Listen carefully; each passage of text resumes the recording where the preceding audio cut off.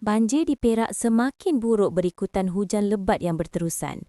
Setakat pagi ini, jumlah mangsa banjir telah meningkat kepada 2,171 orang daripada 759 keluarga. Kesemua mangsa telah dipindahkan ke 22 pusat pemindahan sementara (PPS) yang dibuka di daerah Manjung, Larut, Matang dan Selama.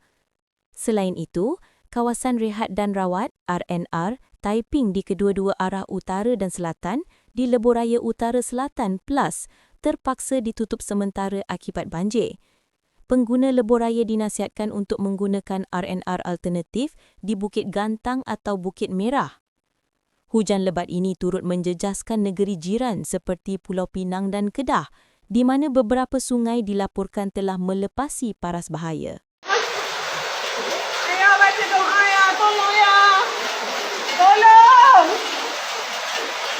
Dah sampai ni dah. Habis dah rumah aku, habis dah semua.